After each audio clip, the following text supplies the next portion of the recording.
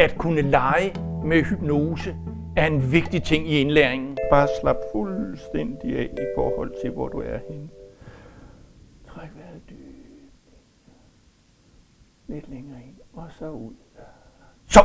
Dybere, dybere, dybere, meget dybere. Det er ligegyldigt, hvad der sker nu her. Hurtig hypnose, som I lige har set, er en ganske enkel ting. Og noget af det vigtigste for at komme rigtig godt i gang i forhold til at lave hypnose. Når man er i den her tilstand, så er man ikke i en dyb trance, men man er på vej dertil. Når I lærer det her, og kan det her, så er I 95% af vejen. Personen står og hører og kan være der. Nu kan I gå dybere og dybere med det. Lige om lidt, så vil jeg bede dig om at åbne dine øjne, men inden der, så vil jeg bare have, at du kan mærke ned i din mave. At få en rar, behagelig tilstand. Så når du åbner dine øjne på 3, så er du helt frisk. 1, 2, 3. Bare kom helt tilbage, hvor vi er her. Ole og jeg sad en aften og snakkede om, hvordan det kunne være, at det tog os 4 til 5 år at føle, at vi var rigtig gode til hypnose. Vi havde haft de bedste rundt omkring i verden til at undervise os, og alligevel havde vi ikke den rigtige følelse med, at vi kunne det fra starten. Vi sagde, at det burde kunne lade sig gøre hurtigere. Meget hurtigere, når vi nu har den viden, vi har. Hvordan kunne vi gøre det?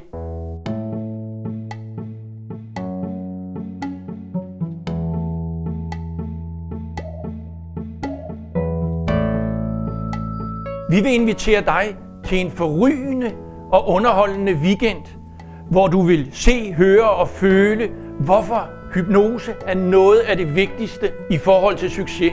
Kig længere nede på siden, få inspiration eller skriv til os. Håber vi ses. Den der arm bliver mere stiv, som lys, der ikke kan bøjes. Fuldstændig ubøjelig. Jo mere du prøver på at bøje den, jo mere stiv bliver den. Jo mere stiv bliver den. Og når du er helt sikker på, at du simpelthen ikke selv kan bøje den, så prøv at bøje den. Prøv at bøje den. Bøj den. Ligegyldigt hvad du gør, så kan du ikke bøje den.